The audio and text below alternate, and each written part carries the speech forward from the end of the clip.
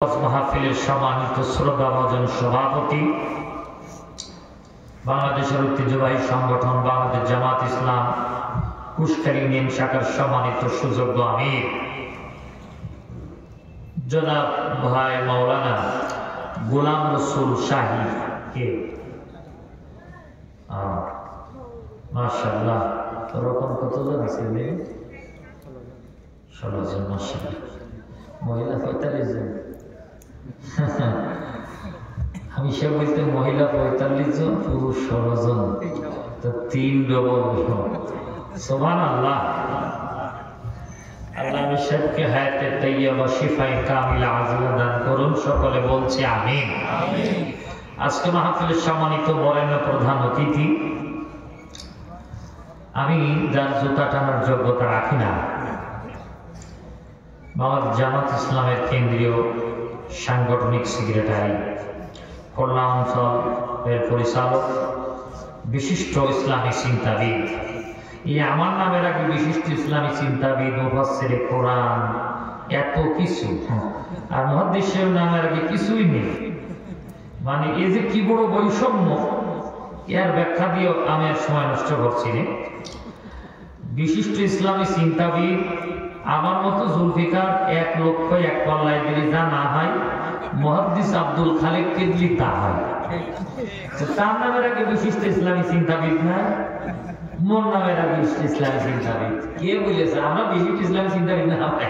আমরা টাকার দিই, টাকার দিই। বুঝা গেছে কথা? টাকার জন্য আমরা পাবো। ওয়াজে আসার আগে মাল আগে দাও, না স্টেজে উঠবো না। 40,000 থেকে শুরু করে 1.5 লক্ষ পর্যন্ত কন্ট্রাক্ট ধারী আছে না নাই? হ্যাঁ, সাতক্ষীরা এসে মায়েরও খেতিস।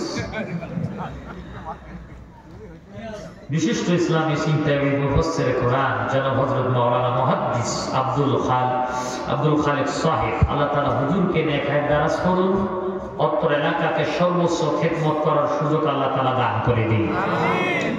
মাহফিলের সম্মানিত বিশেষ অতিথিবৃন্দ, এতক্ষণ যাবত আপনাদের সামনে করোনা হাদিস থেকে জ্ঞান গর্ব আলোচনা করে ধারণা করলেন আপনাদের সাতক্ষীরার গৌরব প্রিয় বড় ভাই জনাব হাফিজ মাওলানা শাহাদাত হুসাইন, আল্লাহ তাআলা ভাইয়ের কণ্ঠের মধ্যে আরো নূর ঢেলে দিয়ে বলছে আমিন। আলোচনা করেছেন প্রিয় বড় ভাই জনাব হযরত মাওলানা ওয়াহিদুজ্জামান, করিমনগর মহিলা মাদ্রাসার সম্মানিত সুযোগ্য সুপারিনটেন্ডেন্ট, আল্লাহ তাআলা ভাইকে নেক হায়াত দারাজ করুন, বলছে আমিন।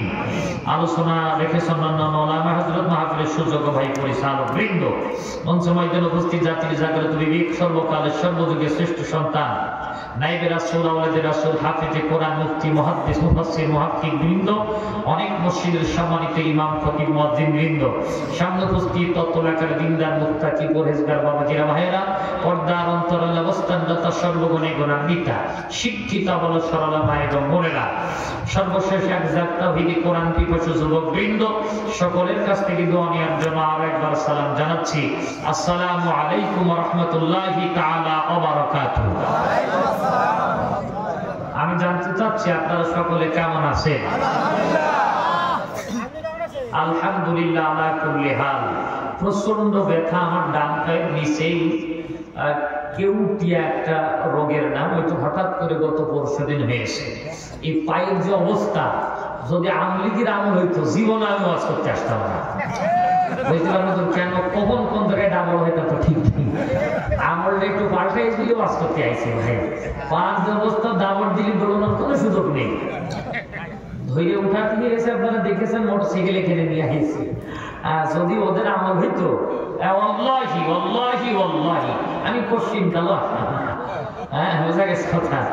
যাক, জালেম তো গেছে, এক জালেম গেছে, আর এক জালেম আসার জন্যই পায়তারা চালাচ্ছে। কথা কান না কেন? তার মানে ইন্ডিয়া, কারা ইন্ডিয়া আসার জন্য দেশে কেউ যেন আমার গায়ে টেনে নিয়ে না, হুজুর বলে আমাকে বুঝতেন না, আমি ইন্ডিয়ার বলতেছি। আল্লাহ তাআলা এই জালেমকে হিদায়াত দিক, যদি না হয় চিরতরে মুক্ত করে দিক, বলেন আমিন। সম্মানিত ভাইয়েরা, গভীর রাত 12টার উপরে যাওয়া যাবে না ইনশাআল্লাহ। শুনবো কম, আমল করবো বেশি। রাজি আছেন আপনারা? সম্মানিত ভাইয়েরা, নামাজ, রোজা, হজ, যাকাত, তাসবিহ, তাহলিল, দান, সাদাকা ইচ্ছে করলে সবই করা যায়। ওযু না করে মসজিদে নামাজে যাওয়া যায় নামাজি সাজার জন্য। ঘুষের টাকা, সুদের টাকা দিয়ে হাজি হওয়ার জন্য হজ করা যায়। ইচ্ছে করলে রোজা না থেকেও রোজাদার সাজা যায়। ইচ্ছে করলে কিছু দান, কিছু শাড়ি, কিছু লুঙ্গি মানুষদেরকে বাড়ি ডেকে এনে দিলে দানবীর সাজা যায়। তাহলে নামাজি হওয়া যায়, ইচ্ছে করলে রোজাদার হওয়া যায়, ইচ্ছে করলে হাজি হওয়া যায়, ইচ্ছে করলে দানবীর হওয়া যায়। ইচ্ছে করলে একটা বিষয় হওয়া যায় না, সেটা হলো ইসলামী আন্দোলনের কর্মী। ইচ্ছে করলেই হওয়া সম্ভব হয় না। আল্লাহ তাআলা সে ব্যাপারে বলছেন, ওয়াজতাবাকুম ওয়া মা জাআলা আলাইকুম ফিদ-দীনি মিন হারাজ। জোরে বলেন আল্লাহু আকবার। সাতক্ষীরাবাসী, শীত যতই আসুক, ঠান্ডা যতই আসুক না কেন, এটা শিখরের ময়দান। আমি শিখরের মাটিতে আমার জীবনে মাহফিল করেছিলাম, সম্ভবত 11 কি 12 দিকে।